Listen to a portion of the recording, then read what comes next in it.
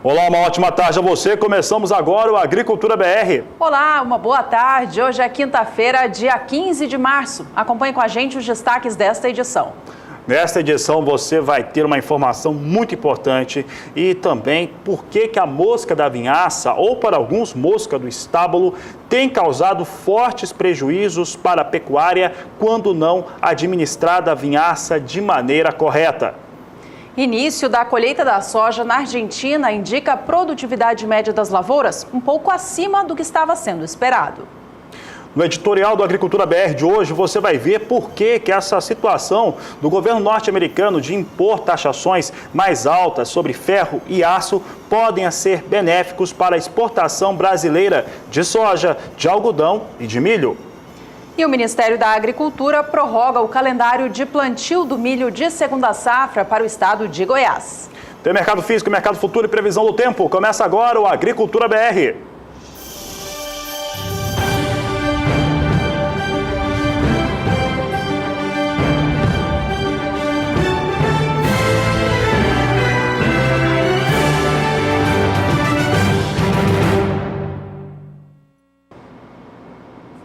O clima no Brasil nos últimos períodos tem sido favorável às atividades da colheita da soja do país, que agora já se aproximam da metade da área plantada.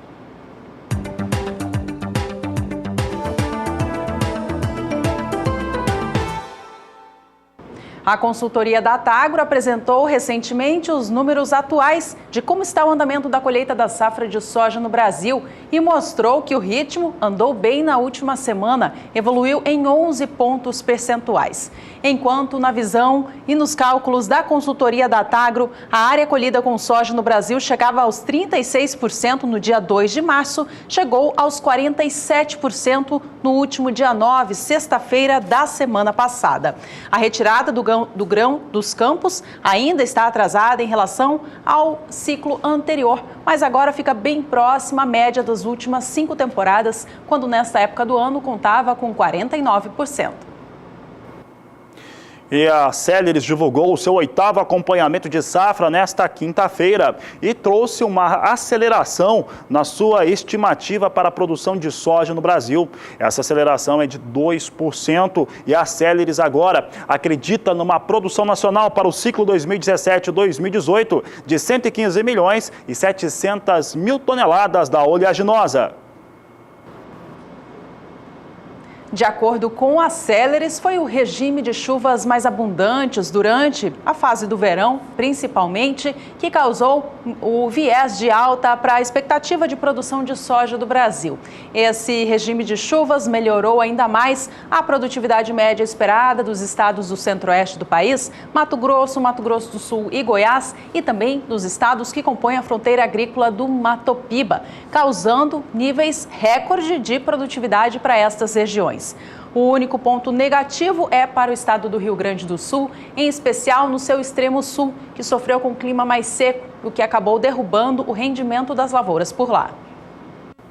Mesmo com uma maior produção nacional, Celes confirma que o cenário de demanda deve manter bastante equilibrada a situação da oferta aqui no Brasil, com estoques vindo abaixo na temporada 17-18, uma sinalização que o Agricultura BR faz desde os primeiros levantamentos da Conab para a campanha atual. De qualquer maneira, Celes acredita realmente numa safra mais cheia no Brasil nessa temporada, por conta desses fundamentos que a Juliana destacou agora, e eleva a produção nacional para a maior campanha da história. Veja aqui os dados em relação ao que a Celes divulgou hoje, um pouco mais cedo, nesta quinta-feira. Campanha 16-17, segundo a Celes, foi de 113 milhões e 700 mil toneladas. Observe que ela acaba divergindo um pouco em relação àquilo que a Conab aponta, e a 17-18 sobe para 115 milhões e 700 mil toneladas, tem uma elevação aqui em relação aos seus dados. É importante lembrar que em fevereiro, no começo do último mês, a Celes destacava ou divulgava que a campanha nacional de soja chegaria a 111 milhões e 800 mil toneladas. A Celeris também faz o acompanhamento de como está andando o ritmo da colheita no campo. De acordo com a consultoria, a área colhida no Brasil já chega agora a 49%. O ritmo está atrás do que o visto na data 9 de março de 2017, quando o país contabilizava 56% de área colhida. Mas veja só que no cálculo da Celeris já fica à frente da média dos últimos 5 anos, que é para o período de 46%. E um outro fator destacado por Celeris é a comercialização nacional, que ainda motivada pelas elevações para a soja na Bolsa de Chicago, vem mantendo um bom número de vendas, elevando agora para 42% o total da safra comercializada 17-18 no Brasil. Veja os dados aqui no Agricultura BR. Celeris afirma que até o último dia 9 de março, 42% da safra brasileira de soja, que de acordo com Celeris ultrapassa 115 milhões de toneladas, haviam sido comercializadas. E em uma semana teve um avanço de 2 pontos percentuais, já que até o dia 2 eram 40%. A média dos últimos 5 anos para este período é de 51% da safra de soja comercializada. Portanto, comparando com o que nós tínhamos há um mês, há 2 meses, teve realmente uma aceleração nas vendas da soja nacional.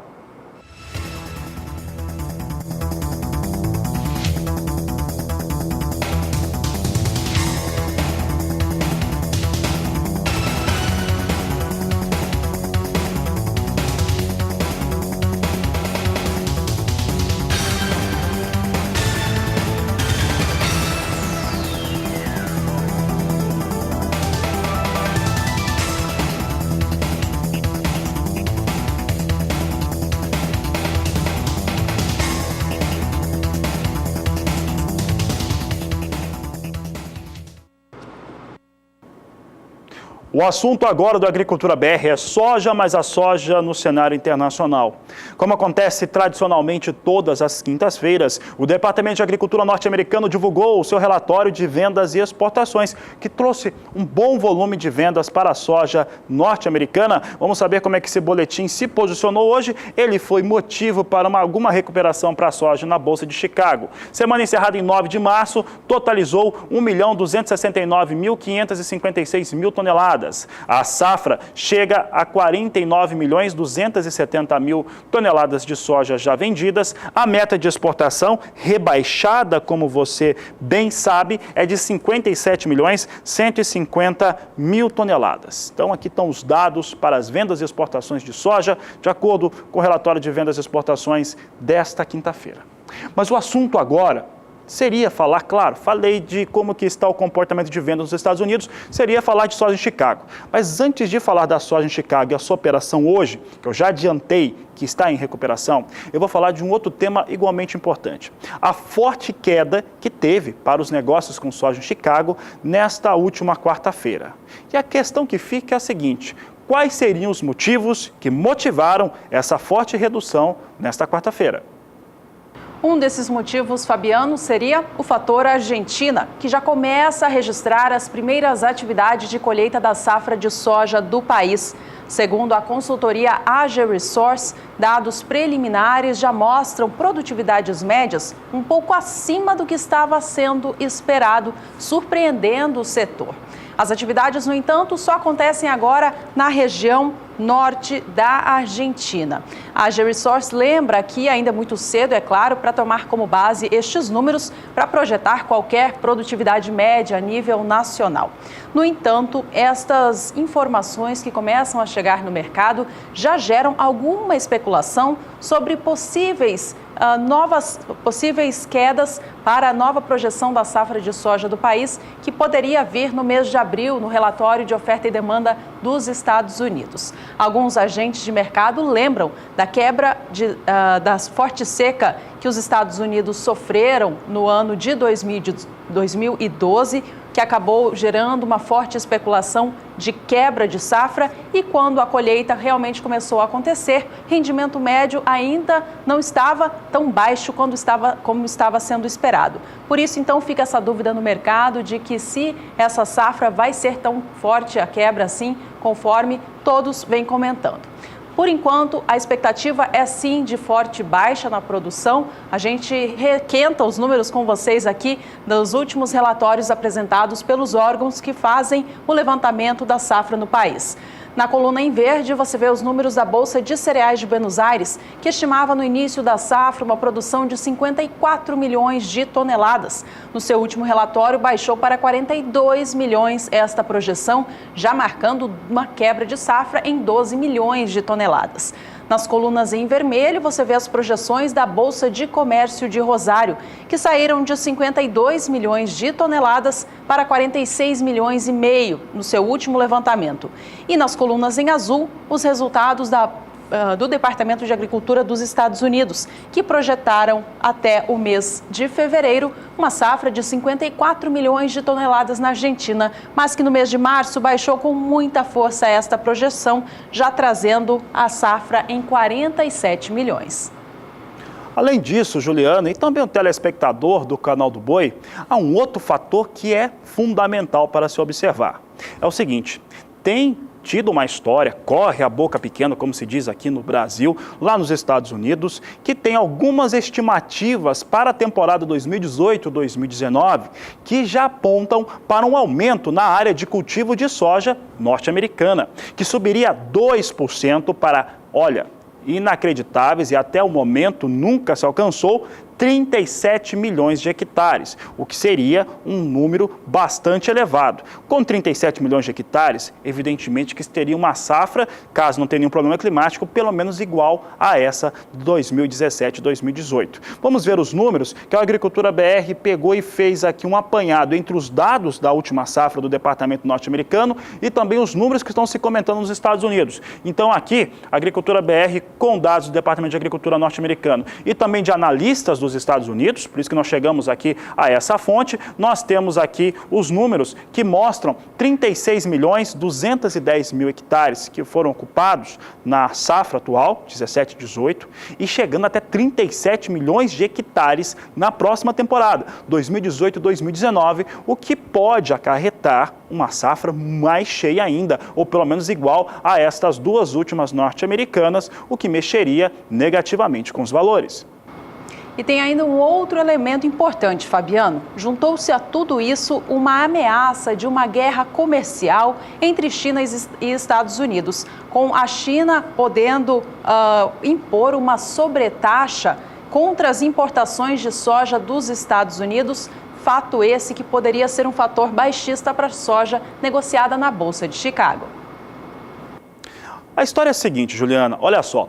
O aço e o ferro norte-americano, desde o último dia 8 de março, foram sobretaxados pelo governo norte-americano por conta das decisões, daquela decisão do presidente dos Estados Unidos, Donald Trump. O que significa o seguinte, agora toda importação de aço e também de ferro pagam taxas de 25% e 10% respectivamente. Isso já é fato. Esse fato, inclusive, ele mexe negativamente aqui no Brasil, porque o Brasil é um dos grandes fornecedores desse tipo de matéria-prima para os norte-americanos. Mas se por um lado, quando você olha essa situação anunciada pelo governo daquele país como muito ruim para o Brasil, por outro, você pode também ter uma certa surpresa.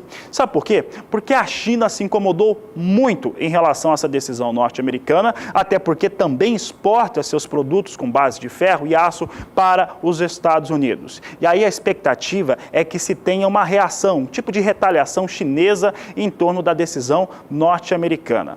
E se isso vier a acontecer? Ora, se a China, por exemplo, reduzir a compra de alguns produtos norte-americanos, e é importante lembrar que os Estados Unidos é concorrente do Brasil em diversos produtos, como o algodão, como a soja principalmente e também o milho. E a China compra exatamente desse país, os Estados Unidos. Se vier a acontecer algum tipo de retaliação chinesa e eles tiverem que buscar esses produtos, só tem um lugar para comprar. E esse lugar é o Brasil. Então, apesar da situação ser bem negativa, porque isso deve continuar pressionando para as próximas semanas e até próximos meses a Bolsa de Chicago, por algum lado, caso a China reduza os seus valores, nós teríamos aqui uma situação no Brasil de uma demanda mais alta. Se essa demanda mais alta acontecer, haveria o chamado descolamento dos valores praticados no Brasil em relação com a Bolsa de Chicago no que diz a soja. Ainda é muito cedo para afirmar, mas se as ações políticas continuarem agindo para esse caminho, podemos ter muito provavelmente esse resultado e aí beneficiando a soja ou o preço da soja aqui no Brasil. E a gente segue falando sobre mercado, vamos ao vivo acompanhar como vem operando o mercado do dólar aqui no Brasil, que vem subindo nesta quinta-feira. A moeda norte-americana chegava a encostar nos R$ 3,29 ao longo do dia de hoje. Vamos acompanhar como estão os negócios de agora, então. Dólar comercial segue em movimento de alta, agora um pouco mais baixo do que no início da manhã desta quinta, subindo 0,61% e negociado a R$ 3,28, mais um. Vamos saber então agora como é que tem a soja operando na bolsa.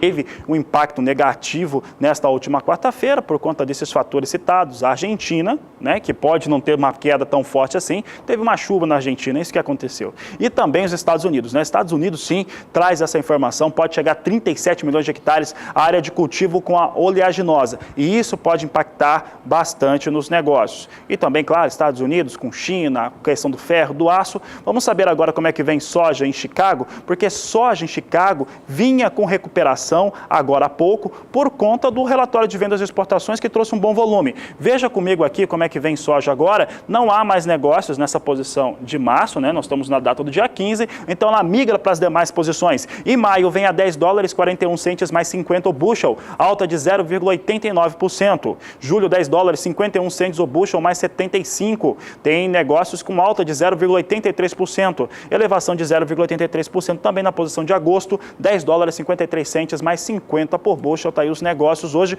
recuperando depois de um dia de forte queda.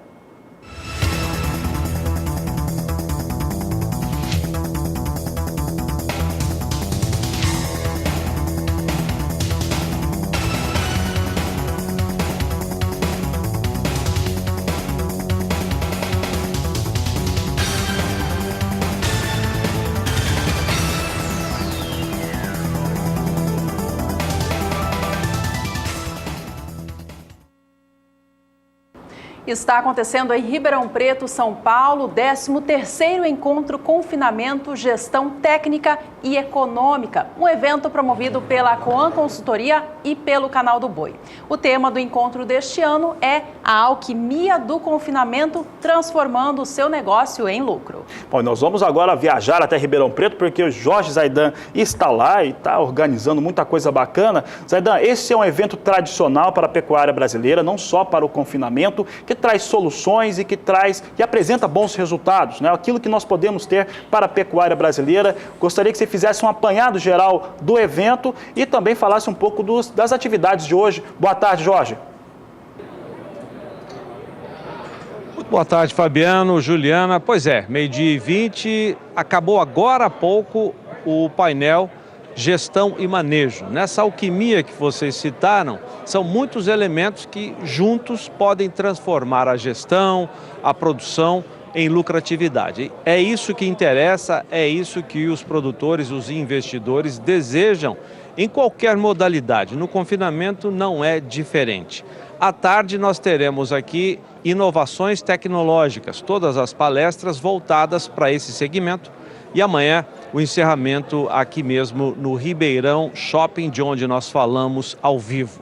Eu trouxe um convidado muito especial, dará palestra hoje à tarde, que é o pesquisador da Associação Paulista de Tecnologia dos Agronegócios, a APTA, a famosa APTA de Colina, interior paulista.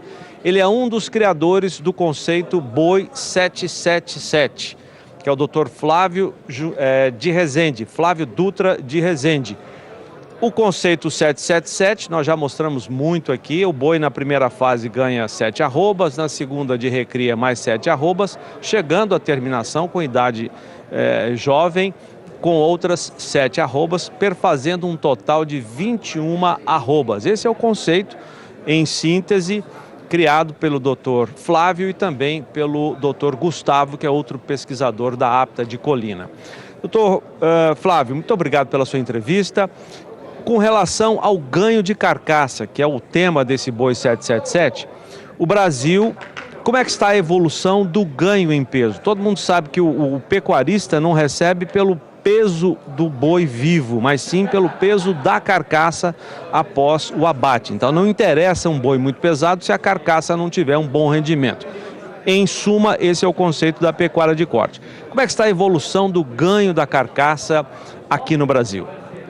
Pois é, o peso médio hoje de abate de animais inteiros, né, bovinos inteiros, está por volta aí de 18 arroba e meia, 19 arrobas. É lógico que isso é uma média Brasil. E alguns estados, por já adotarem tecnologias há mais tempo, ou seja, alimentar os animais numa fase cada vez mais precoce, esses pesos já estão aí por volta das suas 20 arroba e meia, 21, é o que a gente chama do boi 777, né? Que é abater o animal com 21 arrobas em até 2 anos de idade. Então isso mostra que houve uma evolução muito grande, tá? E é um conceito que a gente começou a colocar no sistema de produção, que não é você olhar para o boi, é você olhar para a carcaça que ele está produzindo. E quando a gente começa a falar isso, a gente já começou a consequência, que é a ferramenta, a medida que o pecuarista vê na mão dele, é que nós estávamos praticando rendimentos aí de 52%, 53% de rendimento de carcaça, e hoje é comum se abater bois com 55%, 56%, 57%, e nós já temos propriedades que a gente monitora aí atingindo por volta de 58% de rendimento de carcaça. Ou seja, isso mostra o quanto que a nutrição faz com que a carcaça desse animal se desenvolva. Então os ganhos são espetaculares. Hoje o senhor falou uma média de 18 arrobas, o abate. Ele está próximo de 19 arrobas. 19. 20 anos atrás era um rendimento bem menor. Nós estávamos abatendo animais há 20 anos atrás entre 15,5 e 16 arrobas. Porém, com a idade de animais por volta de 4 anos. Hoje nós já estamos abatendo esses animais com 19 arrobas média e já por volta entre 30 e 36 meses de idade. Ou seja, praticamente tiramos uma categoria animal. E pela evolução da aplicação das tecnologias nas principais regiões pecuárias, certamente já nós já estamos com essa idade de abate abaixo de 30 meses, que é o nosso alvo. Ou seja, eu tenho que produzir o animal rapidamente, eu tenho que deixar lucro dentro da fazenda e tem que produzir uma carne que o mercado gostaria de consumi-la. Tanto para exportação, mas também para o mercado interno, que é o nosso principal mercado. É uma comparação inevitável. As carcaças, os animais são abatidos nos Estados Unidos, onde praticamente o tempo todo o animal sai da desmama, já entra no coxo para confinamento, é 22, 24 arrobas. O Brasil poderá atingir um patamar como esse dos Estados Unidos? Nós já temos algum patamar desse. Até as carcaças americanas são mais pesadas até. Tem que o peso médio de carcaça nos Estados Unidos hoje passa de 30 arrobas.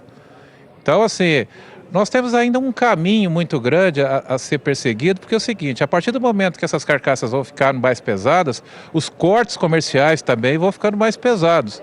Eu sempre falo o seguinte, dificilmente um consumidor hoje vai comprar uma picanha de 2 quilos, porque quando ele pega uma picanha de 2 quilos, ele acha que aquilo é de um boi, um marruco, ou tem colchão duro naquela picanha.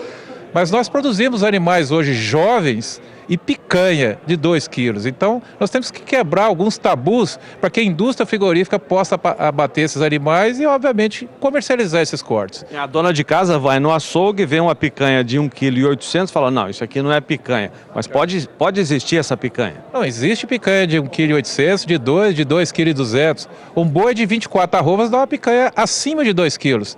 E agora, eu posso produzir um boi de 24 arrobas abatendo com 4 anos, ou o mesmo boi de 24 arrobas abatendo com 2 anos, igual nós fazemos. Agora, são picanhas e picanhas, são totalmente diferentes. Doutor Flávio Dutra, pesquisador da APTA, muito obrigado pela sua entrevista aqui para o Agricultura BR. Eu que agradeço ao público do Agricultura BR e a oportunidade de estar falando aqui para todos os telespectadores de vocês. Muito obrigado. Obrigado. Fabiano, Juliana, à tarde tem mais ao vivo, direto do 13º Encontro de Confinamento, Gestão Técnica e Econômica. Você vê imagens do Centro de Eventos do Ribeirão Shopping, os estandes montados.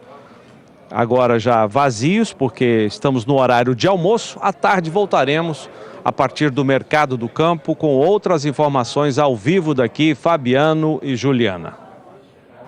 Tá certo, Jorge. O horário do almoço, o Zaidan falava de picanha. Zaidan, um grande abraço para você. Eu sei que ele vai agora, nesse momento, almoçar também, a nossa equipe. O assunto da picanha e do desenvolvimento, da genética, ele é muito importante para a pecuária nacional e principalmente como que a técnica do confinamento ele consegue ou traz uma contribuição muito forte para que o pecuarista consiga atingir esses resultados. Lembrando que o encontro confinamento acontece até esta sexta-feira, dia 16, no Ribeirão Shopping, em Ribeirão Preto, São Paulo.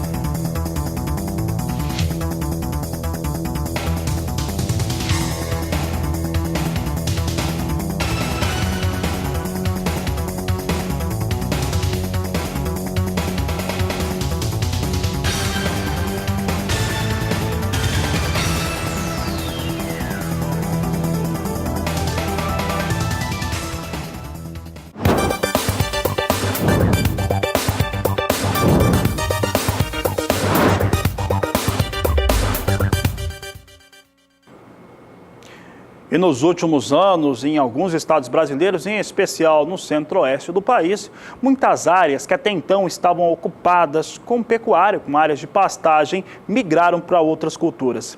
Uma dessas culturas foi a cana-de-açúcar, motivada pelo desenvolvimento, pelos investimentos feitos em usinas e, na maior parte delas, teve até bons resultados. Acontece que algumas vezes, algumas situações de risco ambiental ocorreram e acabaram, de certo modo, inviabilizando até a atividade pecuária. É o caso quando tem vazamento de vinhaça e aí atração e desenvolvimento da mosca da vinhaça ou mosca do estábulo. É por isso que eu estou recebendo aqui, nesta quinta-feira, o Milton Barbosa, ele que é produtor rural, mas se identifica como pecuarista, né? E agora está produzindo muita soja, Milton, mas não por uma opção. Esse fato é interessante, não por opção, mas sim porque na região dele, no interior do Mato Grosso do Sul, a mosca inviabilizou a pecuária leiteira, inviabilizou a pecuária. Milton, prazer recebê-lo aqui nos nossos estúdios, infelizmente para falar desse tema, mas Milton, o que aconteceu ali na sua região depois que teve essa aplicação da vinhaça e a vinhaça vazando e trazendo esses resultados ruins? Boa tarde. Boa tarde, Fabiano. Quero dizer que é um prazer estar aqui pela segunda vez com você para falar desse problema. Esse problema que para nós, produtores rurais, pecuaristas, produtores de leite de Nova Alvorada do Sul tem sido um terror. E muitos outros produtores em outros municípios também, tais como Carapó, Maracaju, Angélica, Costa Rica. Então. Bom, o que aconteceu? Com o desenvolvimento das usinas aí na era Lula, que apareceu muito essas usinas aí, investimentos estavam maciços nisso aí, apareceu em Nova Alvorada do Sul uma do grupo Odebrecht, né?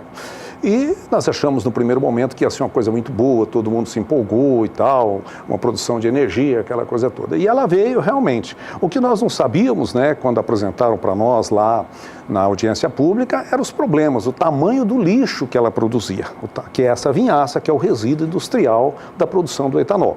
Que me permita até fazer aqui rapidamente, para cada litro de etanol produzido, você produz 13 litros desse lixo. Tá? Altamente poluidor, 100 vezes mais poluidor do que o esgoto doméstico caseiro sem tratamento. Pra você ter uma noção, a usina de Nova Alvorada do Sul, o esgoto produzido por ela em termos de DBO, demanda biológica de oxigênio, equivale a todo o esgoto da cidade de São Paulo, capital.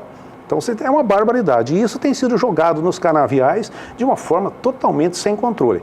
Quando isso vai para os canaviais sem controle, fermenta com aquela palha da cana e gera o ambiente ideal, que, segundo os biólogos, para a criação de vetores. Hoje, em Nova Alvorada, você não consegue fritar um bife em paz sem as moscas. E tem uma dessas moscas, desses insetos, que é a mosca da vinhaça, ou mosca Stomotus calcitrans, ou mosca dos estábulos, como é chamado nos Estados Unidos, e que ataca o gado, que suga o sangue, ela é hematófaga na sua fase adulta, adulta e causou grandes prejuízos para nós. Ela dizimou a pecuária no município, dizimou a produção leiteira e tudo. Realmente é um problema muito sério. Nós estamos aí com esse problema desde 2011.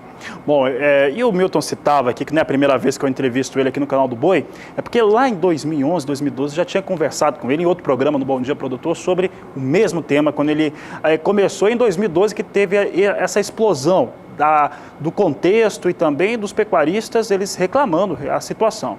Se você não viu ainda esse resultado, vou pedir para a nossa produção colocar na tela, pode colocar em tela aí um pouco do que está acontecendo, essa realidade, porque uma situação é de produzir, né?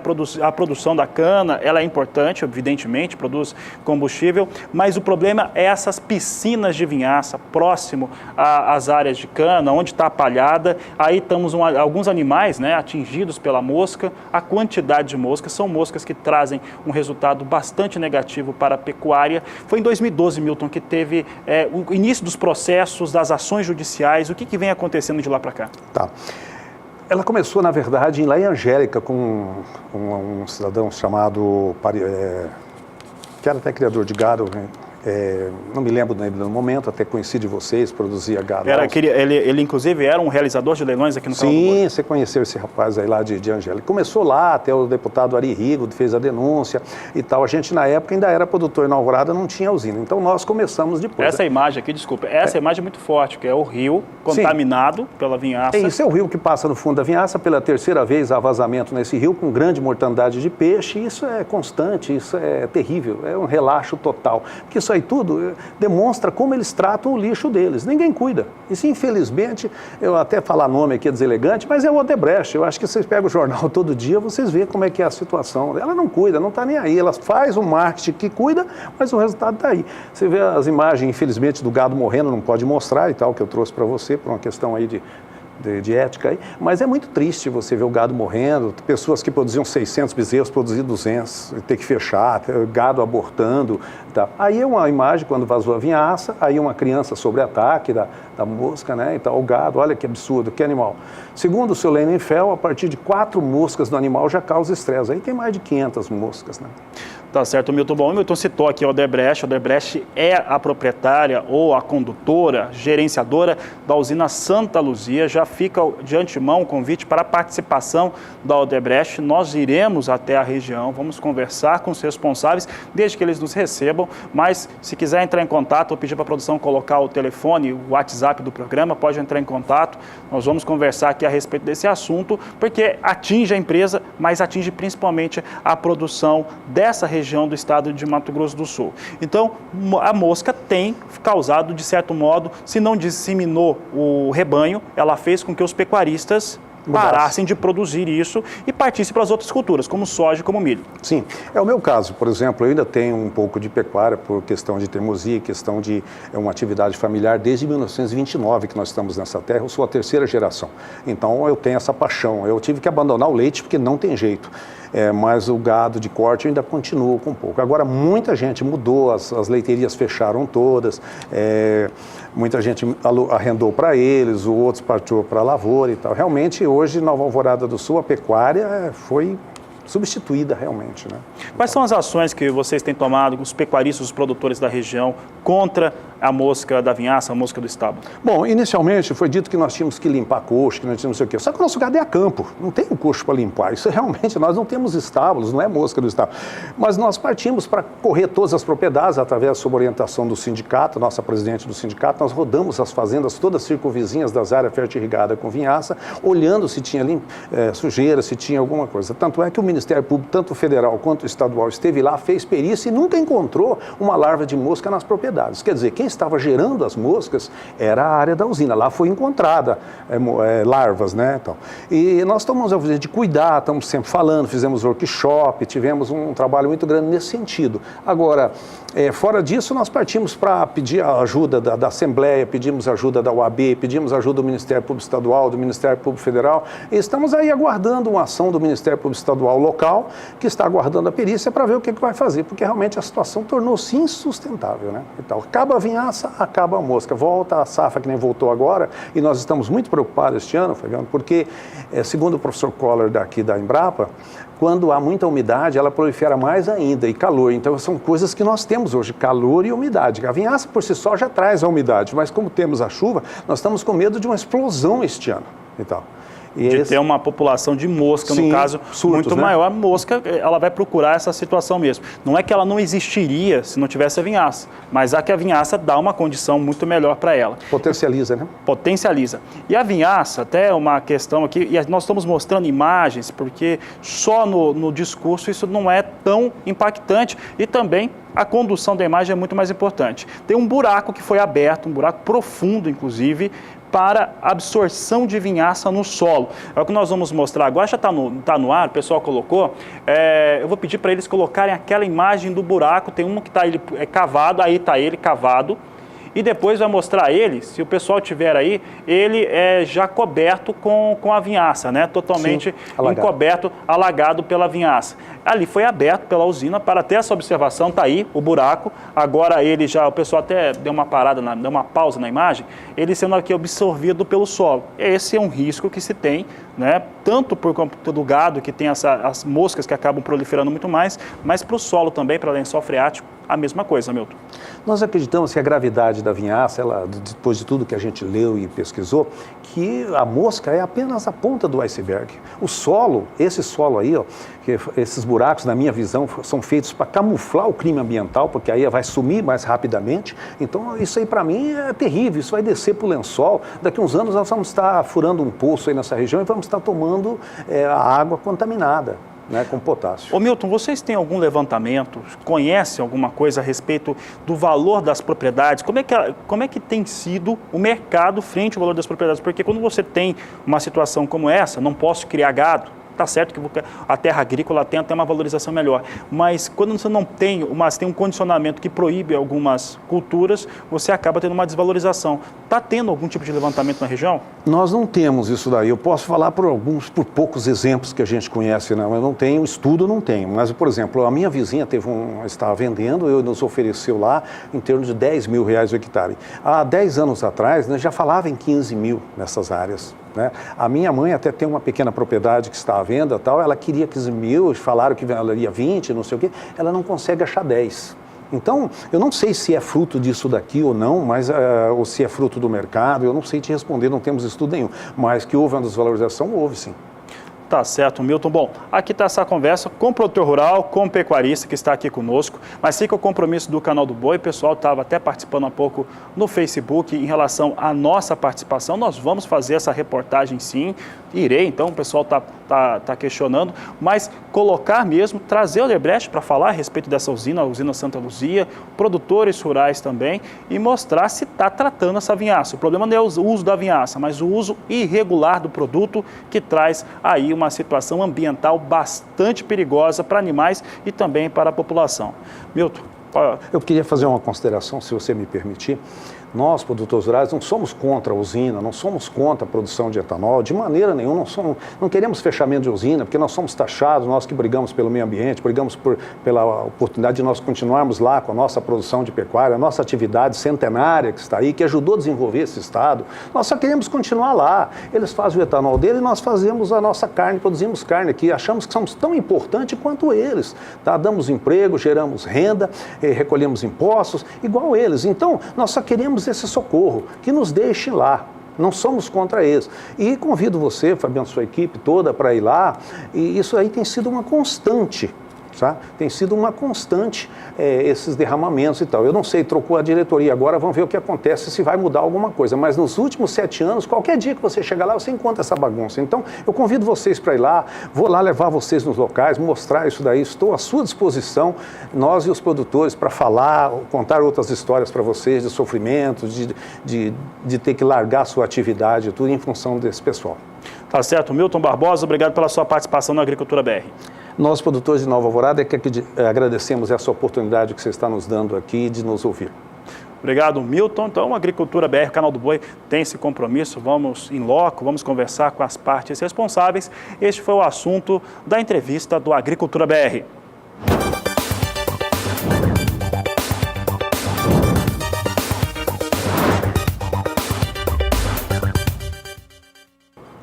A Agricultura BR que vai para um intervalo comercial agora. Daqui a pouco nós vamos voltar com muita informação a respeito do mercado do milho e também do café. Voltamos já. E o valor bruto da produção nacional deve ter uma ligeira queda no ano de 2018, muito por conta dos valores internacionais de soja e milho. Ainda assim, são valores recordes para o período. É o que você confere agora na reportagem. O valor bruto da produção estimado para este ano é de quase 516 bilhões de reais, 5,2% abaixo do que o ano passado. Entre os 17 produtos das lavouras, o algodão vem se destacando. Sobre esse assunto, a gente conversa agora com o coordenador geral de Estudos e Análises de Política Agrícola do MAPA, José Garcia Gasques. Gasques, quais produtos que vêm apresentando aumento de faturamento nesse ano? Olha, o produto que nós podemos destacar este ano é um grupo de 8 produtos que vem se comportando bem, vem tendo bom desempenho em 2018, que nós destacamos o algodão, com um aumento de valor da produção, aumento real, quer dizer, já descontado a inflação, de 15,4% em relação ao ano passado. O algodão está tendo tanto aumento de preços quanto aumento de quantidade plantada.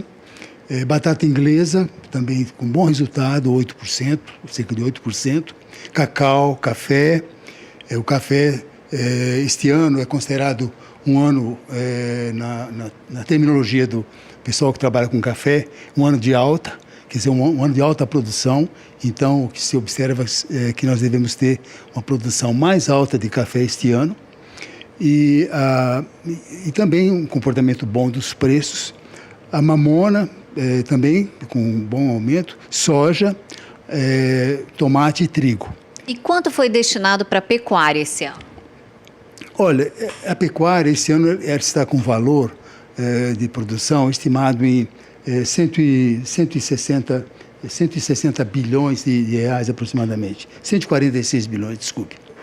O que se observa neste ano é que bovinos, a carne bovina está tendo um comportamento bom, quer dizer, se espera um valor da produção mais alto que o ano passado, mas frangos, suínos, ovos e leite estão tendo até agora, pode ser que mude ao longo do ano, uma redução do valor da produção em relação ao ano passado. Nas lavouras, o principal, acho que a principal causa, digamos assim, da redução de valor é atribuída ao milho. Você vai ver que a safra do milho de 2018 é menor que a do ano passado em 10 milhões de toneladas aproximadamente. Quer dizer, então, tanto o milho chamado primeira safra quanto segunda safra tem uma produção mais baixa esse ano, estimativa ainda. Uma coisa importante também que nós notamos também com as informações deste ano é que São Paulo perde também a posição de primeiro estado em termos de valor da produção e assume Mato Grosso. Por que isso aconteceu? E aconteceu principalmente devido à redução do desempenho da cana-de-açúcar em São Paulo. Muito obrigada. Nós conversamos agora com o coordenador-geral de Estudos e Análises da Secretaria de Política Agrícola do Ministério da Agricultura, José Garcia Gasques. Voltamos aos estúdios.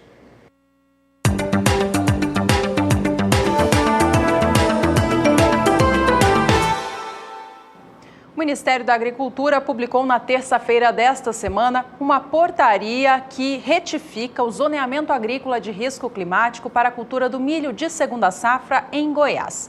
O documento, ele prorroga o calendário de plantio da cultura para o estado nesta temporada, atendendo a uma solicitação do setor produtivo feito através da AproSoja Goiana, em virtude dos atrasos que aconteceram com a safra da soja. Em resumo, essa portaria traz as seguintes alterações. Ela prorroga em 10 dias o cultivo do milho de segunda safra para as cultivares mais precoces, que são as chamadas do grupo 1. A prorrogação acontece para solos específicos, com solo com teor médio de argila, chamado tipo 2, e solo com teor alto de argila, o chamado pelo Ministério da Agricultura de tipo 3. Agora, os produtores de Goiás que ainda não concluíram o plantio do milho de segunda safra têm, portanto, esse prazo mais alongado, aqueles que se adequam a esta situação. Isso dá a eles mais segurança com o plantio, uma vez que, em casos de ter de acionar seguro agrícola, eles cumpriram com essa data de semeadura. Mas o presidente da AproSoja de Goiás, Bartolomeu Braz, faz um alerta ao setor. Ele diz o seguinte: a gente sabe que muitas regiões não conseguiram fazer o plantio na janela ideal e que os produtores que têm áreas financiadas precisam cumprir o zoneamento do Ministério da Agricultura. Bartolomeu Braz continua: por isso, nosso pedido foi unicamente para resguardar esses produtores e não para incentivar o aumento da área plantada, até porque o histórico nos mostra que plantar em março é sempre mais arriscado. Bom, e para quem está fazendo o plantio do milho de segunda safra ainda, tanto no estado goiano quanto nos demais estados da região centro-oeste do país, a Juliana Rezende mostra agora qual é a previsão do clima para que os produtores consigam se organizar daqui para frente. O plantio do milho safrinha no centro-sul do Brasil já está quase em fase final e agora já passa de 80% de áreas implantadas. A disponibilidade hídrica do solo segue mais elevada na maior parte das áreas produtoras. É apenas na metade sul gaúcha onde a umidade do solo fica um pouco mais baixa devido ao predomínio de tempo mais seco ao longo das últimas semanas. Nos próximos dias tem previsão de chuva para a maior parte do Brasil. Uma frente fria avança pela costa da região sudeste e volta a trazer instabilidades mais significativas para a faixa leste do estado de São Paulo e também metade sul mineira.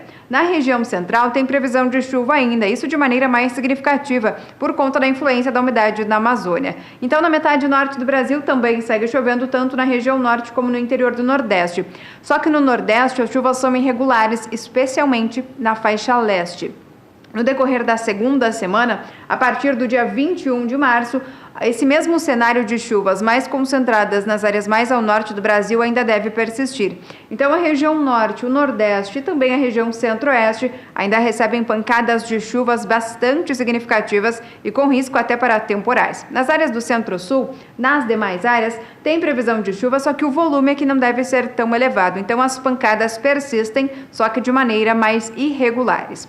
No decorrer do terceiro e último período, até pelo menos o dia 30 de março, esse cenário de chuvas mais fortes e concentradas na metade norte do Brasil ainda deve seguir ocorrendo.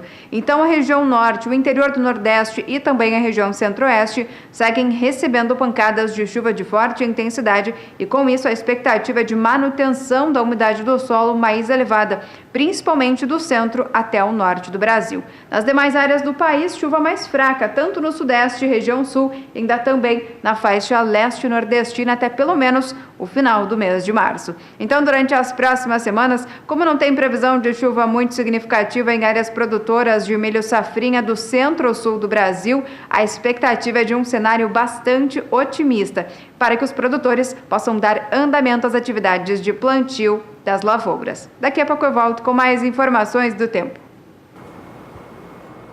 Obrigado, Juliana.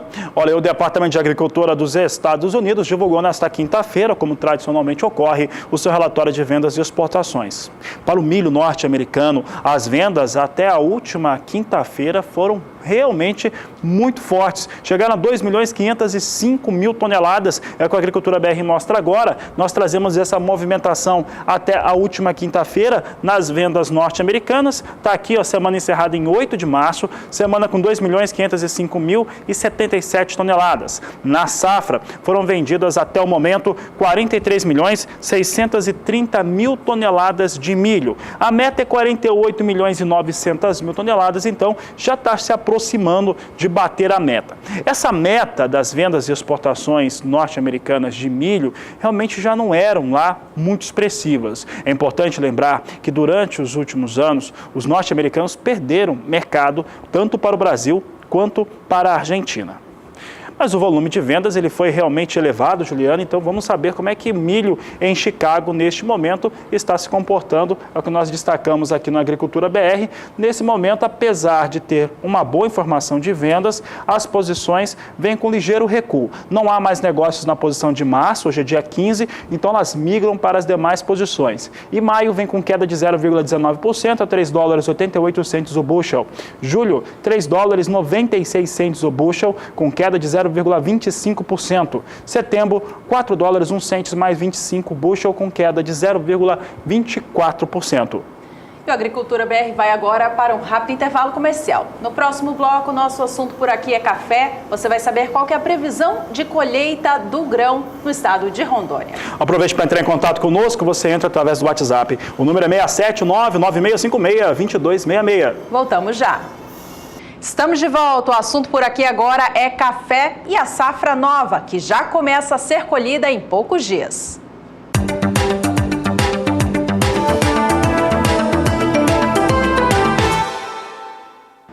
A colheita da safra de café Conilon começa a ser colhida muito em breve no estado de Rondônia, o segundo maior produtor da variedade no país. Segundo a Conab, as atividades se darão início ainda neste mês de março. A previsão da companhia é a seguinte, de que cerca de 10% da produção de Conilon de Rondônia já seja retirado dos pés ainda neste mês de março. Em abril, as atividades ganham força e somam 30% da safra. No mês de maio, 35% da safra 2018 de café Conilon de Rondônia deve ser colhida. Em junho, as atividades seguem com previsão de colheita em 20%, encerrando no mês de julho com 5%. O estado da Bahia também deve dar início às atividades neste mês de março, mas de maneira bem menos intensa. Já o estado do Espírito Santo, maior produtor da variedade no país, só deve começar efetivamente a colher a safra de Conilon 2018 no próximo mês de abril. A temporada atual de Rondônia é muito positiva, tem um ganho bem expressivo de produtividade. Com isso, a safra do estado deve crescer em até 24% na comparação com a safra anterior, veja só. De acordo com a Conab, no ano passado, Rondônia colheu 1.930.000 sacas de 60 quilos de café Conilon. Para a temporada 2018, a companhia prevê uma safra entre 2.260.000 e podendo chegar até 2.400.000 sacas, uma elevação que fica entre 17% até 24%. Resultado disso tudo são os investimentos que o governo rondoniense tem feito sobre a produção de café do estado, que vem ganhando produtividades ano a ano. Todo esse ganho aqui não tem nada a ver com aumento de área, pois ela permanece a mesma. Só resulta, portanto, de incremento de rendimento dos cafezais.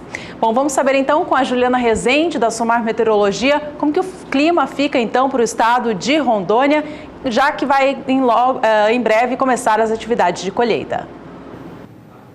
Os produtores de café Conilon de Rondônia seguem bastante otimistas, isso porque as últimas chuvas seguiram bastante concentradas no estado de Rondônia. A umidade do solo segue mais elevada, agora variando entre 80%, mas ainda alcança 90% nas áreas mais ao sul do estado.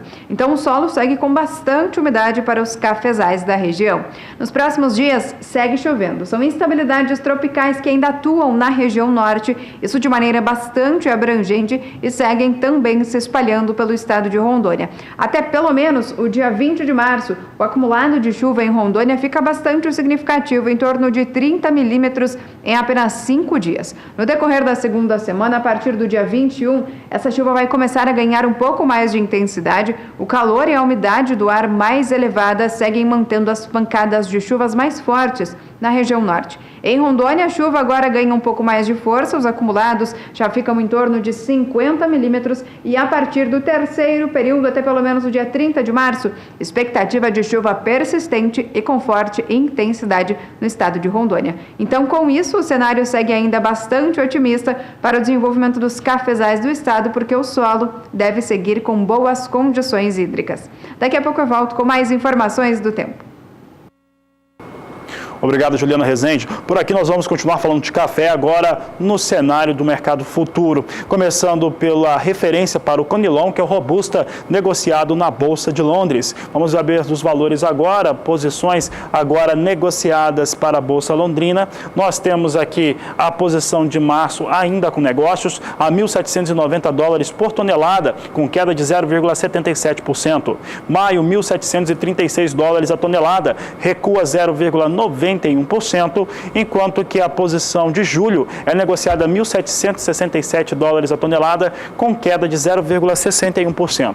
Setembro perde 0,63% nesse momento e vem a $1.767 a tonelada. Aqui fica muito clara essa banda de negócios em relação ao café Robusta, negociado em Londres, ali entre $1.700, $1.720, eventualmente chegou aqui nas últimas semanas até a marca teto de $1.800, mas depois vem o exercício de pressão negativa dos operadores de mercado e acaba tendo esse recuo, mantendo ali naquela marca, o que para o final do ano de 2017, segundo semestre de 2017 e para 2018 é mais do que esperado, era aquilo que se aguardava mesmo por conta da retomada da safra, não só no Brasil, no Espírito Santo, mas principalmente no Vietnã. O assunto agora é café em Nova York, café futuro, portanto é o café arábica em negócio. Você acompanha comigo agora as posições sendo negociadas com queda. A posição de março é negociada a $1,19 mais 85 a libra peso, vem próxima à estabilidade com viés de queda de 0,08%. Maio a $1,18 mais 55 a libra peso, recua 2,06%. Posição de julho, negócios a $1,20 mais 85 a libra peso, perde agora 1,95%, enquanto que a posição de setembro vem a $1,23 mais 10 a libra peso, vem com queda de 2%. Mais uma vez, forte recuo para o café em Nova York, café arábica com queda sendo apresentado nos negócios nesta quinta-feira.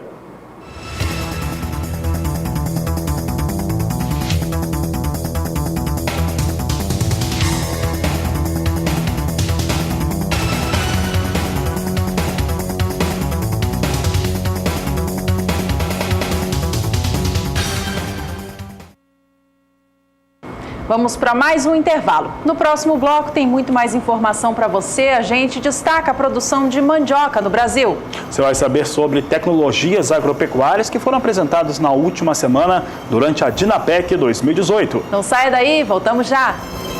A tecnologia faz parte da rotina do campo. Na agricultura, sensores são capazes de demonstrar riscos e também o acompanhamento da produtividade. E é sobre exatamente a agricultura de precisão que a repórter Kelly Rodrigues nos traz mais informações que foram discutidas e apresentadas na Dinapec 2018. A lavoura tem altos custos, porém hoje no mercado já existem soluções que podem auxiliar os agricultores. Eu estou com o Renato Borges, que é mestre em computação, e é com ele que a gente conversa um pouco mais sobre este assunto. Renato, o que hoje tem à disposição aí dos agricultores? Exatamente, como você falou, hoje, atualmente, né, a lavoura, existe muito do agricultor e existe muito custo, né, como insumo agrícola, fertilizantes, agrotóxicos, e existem soluções tecnológicas que auxiliam o produtor a reduzir o custo com esses insumos e principalmente aumentar a produtividade e a qualidade da safra, né, dele durante o ano. Por exemplo, existem sensores, né, na lavoura que são espalhados na lavoura e esses sensores medem, né, a temperatura do solo, a umidade do solo, direção do vento e essas informações são úteis para o agricultor a tomar uma decisão como qual é o melhor momento de passar um pulverizador, qual é o melhor momento para colher, né, melhor momento para o plantio. Tudo isso é importante para o agricultor, né, e ele tem esse acesso. Esses sensores enviam essas informações pela internet e ele tem acesso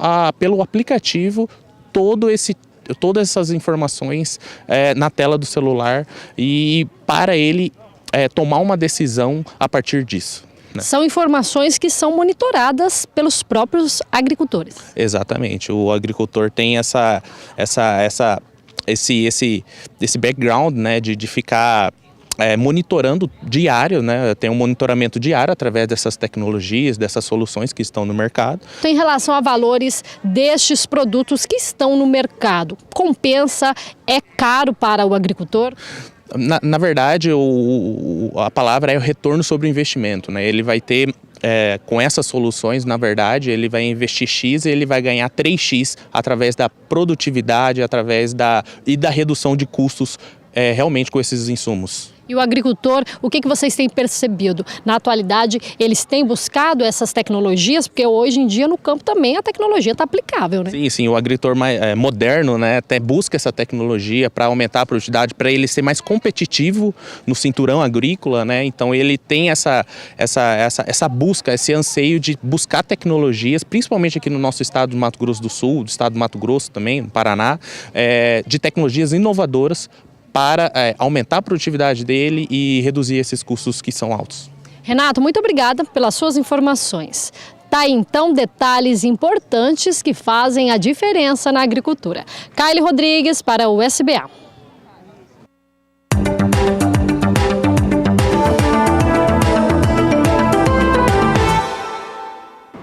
Está acontecendo nesta semana em Belém, no Pará, o Congresso Brasileiro da Mandioca.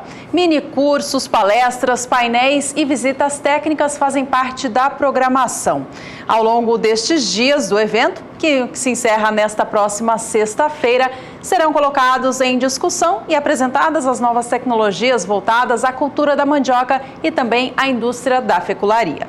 A produção de mandioca do Brasil neste ano de 2018 é estimada pelo IBGE em cerca de 20 milhões e 800 mil toneladas, em uma área de produção de 1 milhão e 400 mil hectares. Os preços da mandioca no mercado nacional, eles vêm em queda já pela sexta semana seguida, mas de acordo com o CPEA, estão ainda em patamares atrativos para os produtores. Na apuração do CPEA, o preço da raiz se encontra negociado da seguinte forma pelo Brasil. Tomando como base a região de Assis, em São Paulo, por lá está em R$ 485,96 a tonelada. No estado do Paraná, o preço da tonelada da raiz de mandioca oscila entre R$ 518,33 a R$ 543,52, de acordo com cada região do estado. E já em Mato Grosso do Sul, os preços atuais ficam entre R$ 524,97 a R$ 532,24 a tonelada. Segundo o CPEA, os mandiocultores estão ativos no mercado atualmente. Isso para fazer preço, fazer dinheiro, para que consigam fazer o plantio da nova temporada que vem aí. E a Agricultura BR agora segue trazendo em destaque a participação do pessoal de casa. É o Agricultura BR Responde.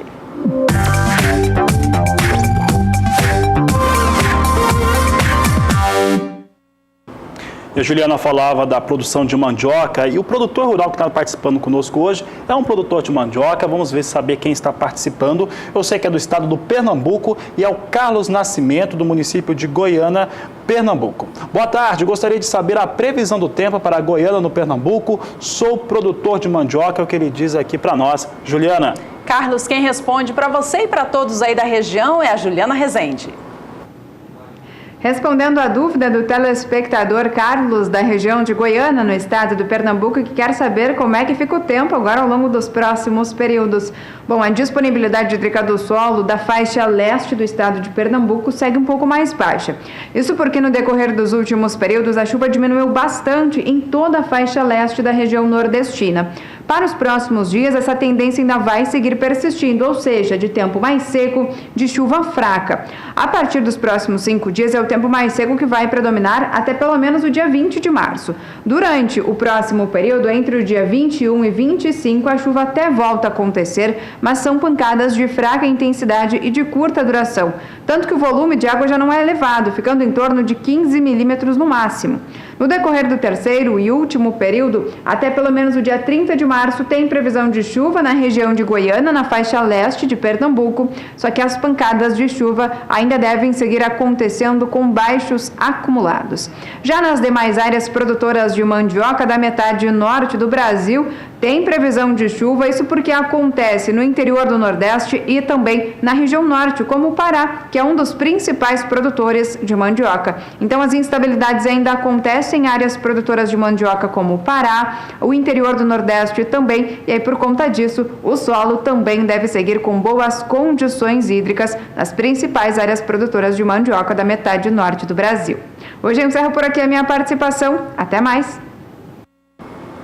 Até mais, Juliana. E olha, mas a participação do telespectador do Agricultura BR continua, porque nós temos mais participações, tem mais gente aqui com a Agricultura BR, no Agricultura BR Responde. Dessa vez é Lisamar, de Uruaçu, estado de Goiás. E olha só, vocês têm alguma informação sobre o absurdo da BR-163 no estado do Pará? Olha só, Lisamar, a BR-163 não é um absurdo só no estado do Pará, não. Ela é em toda a sua situação, principalmente para escoamento da safra mato-grossense. No Pará, chove, as obras paralisam e inviabiliza totalmente a situação de que se tem para fazer o escoamento e chegada aos portos da região norte do país. Pois é, nesta última terça-feira, no fim da tarde, choveu com muita força no estado do Mato Grosso, causando interdição de um trecho da BR-163, localizada no município de Itaúba, que fica a 600 quilômetros da capital Cuiabá. A interdição aconteceu na altura do quilômetro 933 do perímetro urbano do município. Isso aconteceu depois de um desmoronamento de um barranco que fez ceder parte do asfalto. De acordo com a Polícia Rodoviária Federal, que foi quem fez a interdição da via, patrulheiros foram até o local ainda na noite da terça-feira para orientar o trânsito. A interdição interrompeu a ligação do extremo norte de Mato Grosso e o estado do Pará, por onde é escoada boa parte da produção agrícola mato-grossense. Bom, o Departamento Nacional de Infraestrutura e Transportes, o DENIT, foi então acionado para resolver esse problema e fazer toda a manutenção. As equipes realizaram o trabalho de recomposição da pista que havia cedido. Segundo o DENIT, as fortes chuvas da noite da terça-feira causaram problemas no bueiro existente no quilômetro 933, que não foi suficiente para drenar o volume de água, levando ao afundamento da parte da pista. Para restabelecer o tráfego, foi necessário remover a parte do aterro que estava comprometida e refazer a plataforma da rodovia com a colocação de pedras. Em seguida, foi aplicada a brita graduada e a camada de asfalto. Bom, depois da execução dos serviços do DENIT, a pista foi, enfim, liberada na madrugada desta quinta-feira, dia 15 de março, e agora a via transita livremente para ambos os lados da pista. Essa questão do livremente nessa BR-163, aí é por isso a pergunta do telespectador, é aquela situação, choveu, ela perde totalmente as condições, às vezes com esse tipo de deslizamento, aberturas em pista. Então quem está nos acompanhando, principalmente no estado do Pará, no ano passado nós tivemos muita participação de trabalhadores das rodovias, das estradas, dos caminhoneiros, que mandavam foto, vídeo, pode participar, pode mandar aí a sua mensagem, o nosso número de WhatsApp é o 67996562266. Esse foi o quadro Agricultura BR Responde.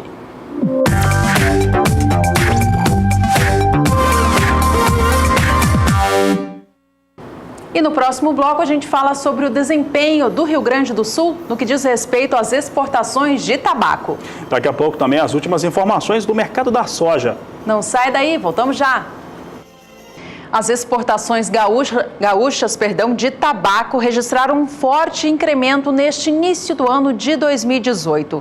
Segundo dados feitos por uma fundação, a Fundação de Economia e Estatística, as vendas cresceram em mais de 70% na comparação com os 2 primeiros meses do ano de 2017. Veja o quanto foi gerado em receita com as exportações de tabaco do estado gaúcho. 197 milhões e 700 mil dólares, um incremento, portanto, muito forte em relação ao primeiro bimestre de 2017.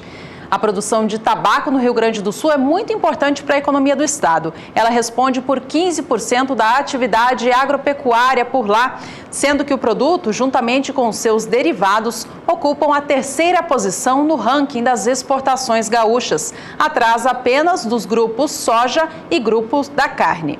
Desta forma, qualquer elevação nas vendas tem efeito na economia não apenas do estado, mas também do Brasil como um todo, uma vez que o país é líder nas exportações mundiais de tabaco já há 25 anos.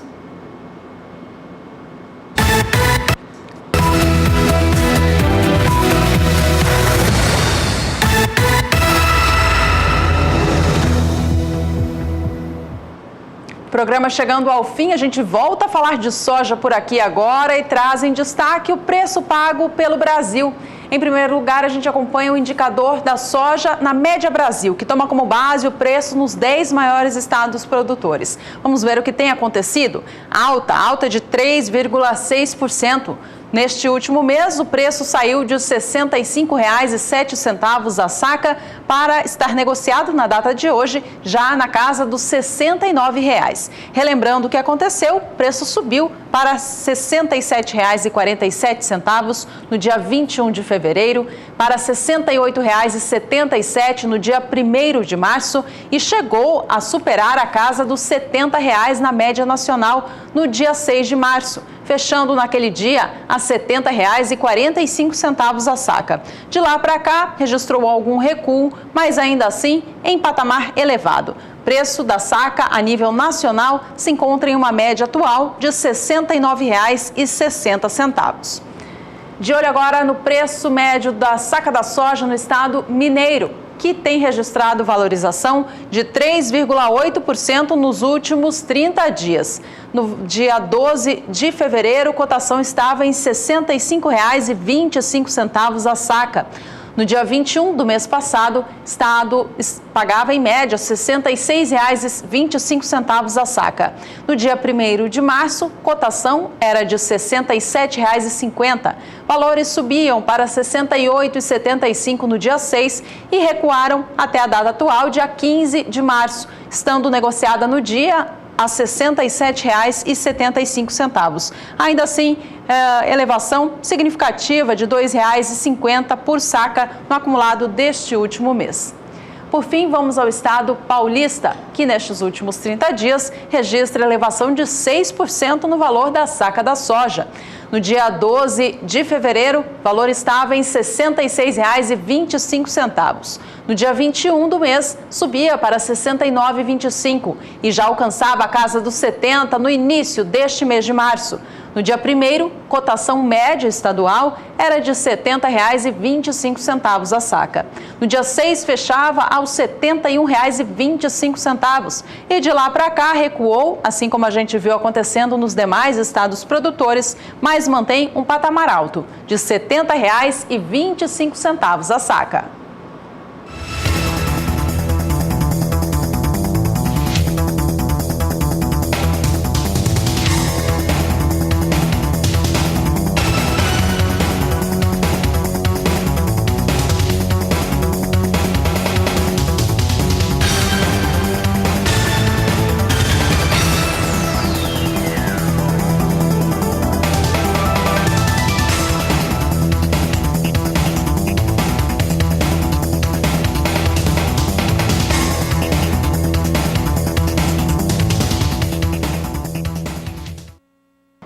E no próximo domingo tem início a 8ª edição do Fórum Mundial da Água, que acontece em Brasília.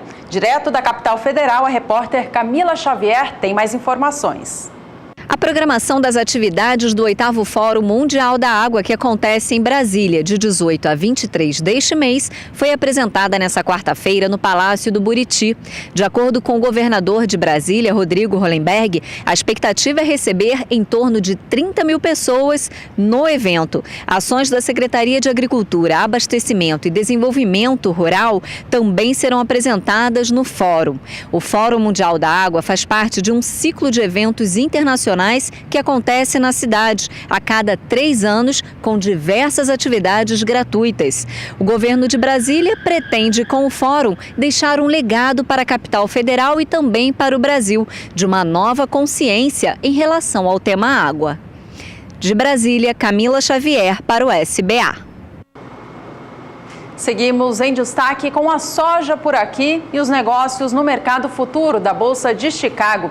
Lembrando que as últimas informações que permeiam o mercado têm a ver com a Argentina. O país, que tem uma expectativa de quebra forte na safra atual por conta do clima muito seco ao longo do desenvolvimento das lavouras, começa a dar início às atividades de colheita. Resultados preliminares das áreas que estão sendo colhidas, em especial no norte do país, têm mostrado uma produtividade um pouco acima do que estava sendo esperado. Isso tem trazido alguma surpresa para o setor. Analistas de mercado, inclusive, relembram a situação da seca nos Estados Unidos no ano de 2012, quando o mercado esperava drástica queda no rendimento médio das lavouras e quando a colheita começou, os números não ficaram tão baixos assim.